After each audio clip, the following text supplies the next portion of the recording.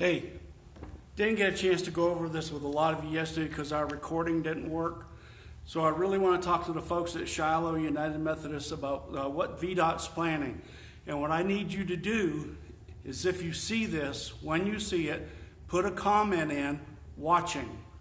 That way I'll have a count of how many people have seen this so I can let VDOT know, because we have to have a quorum of the church having seen this and been informed about the process. The board has talked about it, the board has approved it, the trustees have approved it, everybody has approved it, but we have to make sure that the church sees it so that nobody comes back later and says you're doing something sneaky here. And if you see this on the YouTube with the link that I'll be emailing to you, email me back, watched it. That's all. You don't have to know long drawn out thing or anything like that. It's just to keep everybody informed. This has kind of been in the works for a couple years now, and this talk was supposed to have been on the Sunday that we got shut down. We had service on the 8th of March, and after that, no more. And so finally, VDOT called and asked what was going on. And we told them, we haven't got anybody together. And so they said we could do it with the YouTube. So this is what we'll try to explain this to you. This is where Shiloh sits. This is Grays Mill Road coming down through here. This is Grays Mill Center, the shopping center over here. This is Forest Road and 221 coming across this way. Right now, we have an entrance here that goes up to the parsonage and comes into the parking lot here. We have an entrance here that you can turn into off of 221.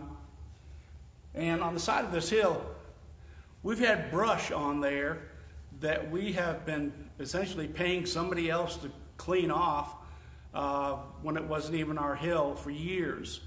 And finally, VDOT has said that they want to take the hill away. And as soon as they said that, that was all good with the trustees. I mean, that was all they needed to hear, and I can't really blame them for that. But what they're going to do is they're going to add another lane here, a right turn lane. And what it's going to do is, rather than people in this lane, essentially they're either going straight across or they're turning right. So if somebody's going straight, person turning right can't go anywhere.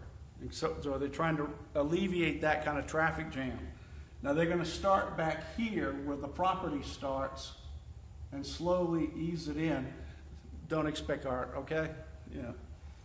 And it'll take part of the parking lot, it'll take that hill. This is going to be a retaining wall. One of those ones that you see where they cut out sides of the hills. Well, that's what we're going to have right there. They're going to take all that brush away. And it'll take a little bit of the parking lot. I think it's about 4 feet, something along that. Now, I'm not. If you want to really know, you probably need to come to church and look at the real graph and designer map that's in the choir room. But they're going to take that, and then they're going to take part of this. It won't take the sign away, but hopefully it's going to flatten that out. So if somebody's turning there, you can actually see them. If you're going out here and you're turning right, you can't see the person coming around the corner till you're ready to pull out. I mean, if they're coming around the corner and you're pulling out at the same time, that's not a good thing. So, but what they're gonna do is move this over a bit and give us a little bit of a prep lane or something like it. Give us a little space, and then this is going to end up with a concrete triangle island in it, and it'll be like this, and essentially you'll get a right in and a right out. If you're coming this way from Lynchburg, you will not be able to turn into the parking lot. You'll have to go up this way and come in. This will still be both ways in and out, and but this one's going to change. Totally for safety. Pulling out of this one even now, trying to take a left is taking your life in your hands. So it is probably totally a good idea. But they're gonna take away part of that, and they're going to ease this off a little bit. They're looking at starting it sometime in 2021. I don't know how much this virus has put this behind, but what they'll do is they're going to dig all this up. They're going to have to dig back into the parking lot because they have to put supports in the ground as they're building it back up.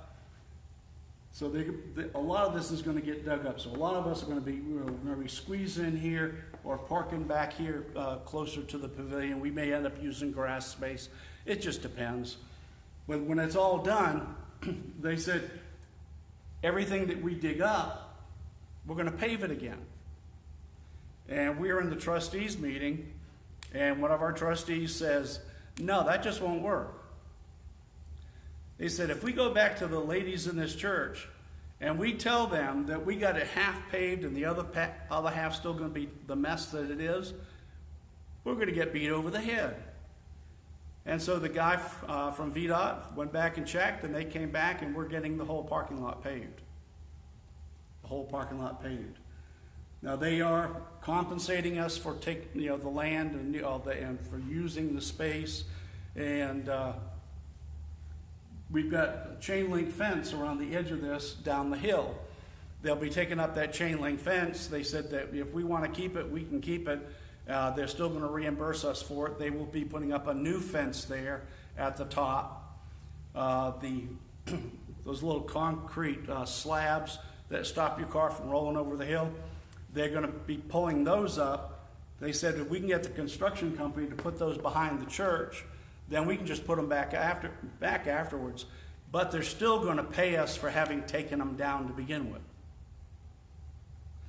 Now we've got a sign right here at the church that says Shiloh United Methodist Church. The guy said, look, just dig that up, move it, put it back in when you're done. We still pay you for it. Yep. And the whole thing comes out, we come out very well. And our whole parking lot gets done. The only thing we'll end up having to pay for is when they're done is we'll have to put lines back in the parking lot. I think we can do that. And so this is a project. I'm not sure how long it's going to last. They're talking about the latter half of 2021 actually getting going on this. I am hoping it'll be earlier. I'd like to, to start in the spring where they could get it done, a lot done during the summer, but not, I have nothing to do with that. So I just want everyone from Shiloh to let me know that you see this, so I can say, hey, look, most of our church saw this on Facebook. They saw the work that's going to be done, and they're not aware of that this is coming. So that's primarily what I would talk to. The other thing I want to talk to you about, and I haven't before, is that we received a letter from the bishop that said that that she was really proud of how the churches have been trying to reopen, and that Governor Northam had moved into phase 3, which is essentially moving back to normality. And she said, even though we have tried to follow a lot of what the governor's done, we will be in phase 2 for the foreseeable future. And those are the words that were in the letter. Now, I don't know what foreseeable future means. My desire would be, okay, 2 to 3 weeks longer. Okay, fine, I can do that. I don't think it's going to quite be like that. We also were notified. The Virginia United Methodist Annual Conference normally happens in June. It was canceled, and it was rescheduled for September. And so, okay, fine, they're going to have that. Well, we were notified that the annual conference now is going to be a virtual one-day annual conference. If the Virginia Conference is concerned enough that they are going to not have annual conference in person, but they're going to have it virtual on computer, then I think we're kind of looking at September, maybe even later. I don't know.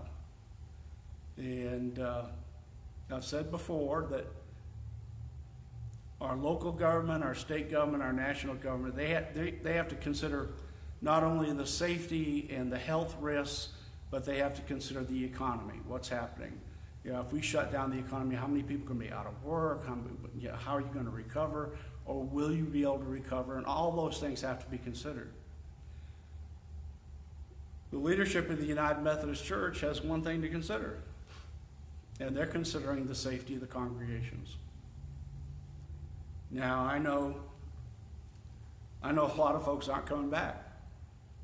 As long as you have to wear masks and we have to social distance, understand, okay? But that's what it looks like for the foreseeable future. And we still have a lot of folks in the church that are very concerned about the virus.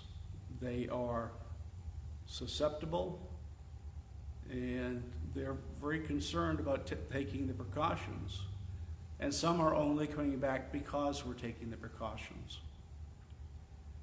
So there's a balance in there somewhere. For me, the balance was, let me have church again, period. Let me come in, let me see people. Let me hear somebody else's voice other than my voice echoing in the empty sanctuary.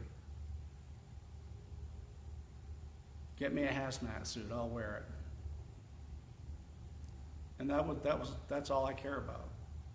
I don't care what they tell me I have to do in order to have church, I'll do it. If I didn't follow the rules that the Methodist Church and restrictions that the Methodist Church has set down, they can come in and put locks on the doors.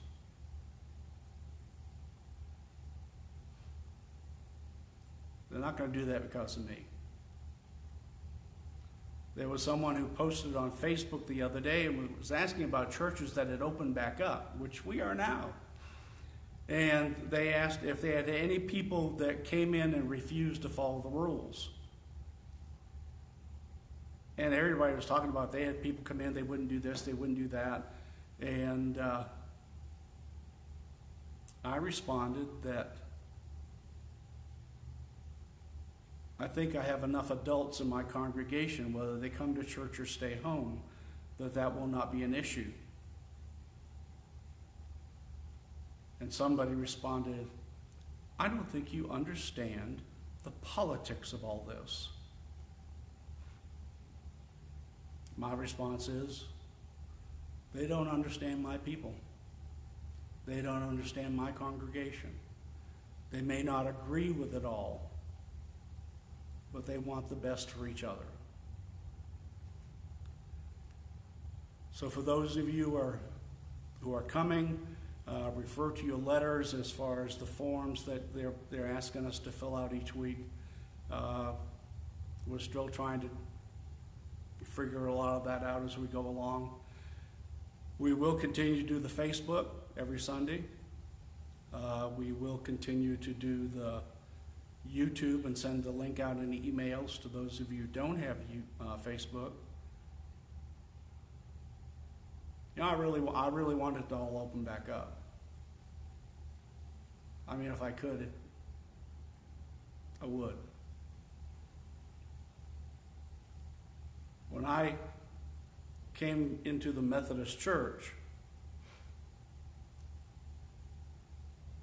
I decided that I was going to treat my service in the United Methodist Church as my service in the military.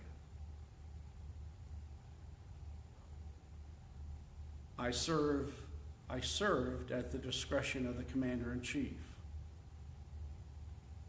I now serve at the discretion of the bishop.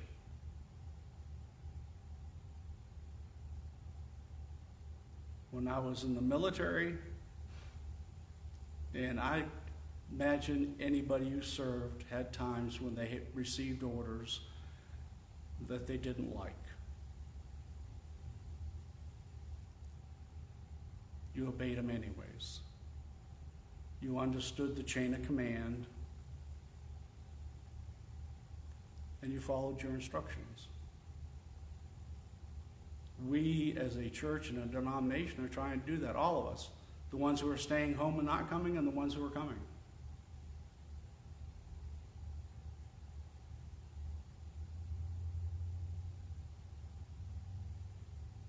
I believe that being together in fellowship is one of the most important things we can do.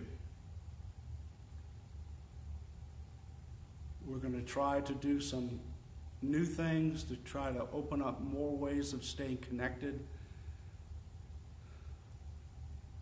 It's hard. It's hard. And the longer we stay apart, the harder it seems to get. Emotionally, everything. And we're told not to forsake the fellowshipping of the saints. That's all I'm trying to do. So if you get a chance, you want to come back, you want to know what the things need to be done, what the requirements are from the conference, give me a buzz, let me know. I'll try to explain to you what I understand of it, and which isn't near everything it needs to be.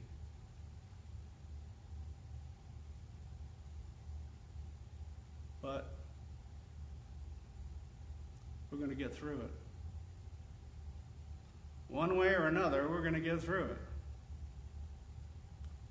So I just want to say thank you.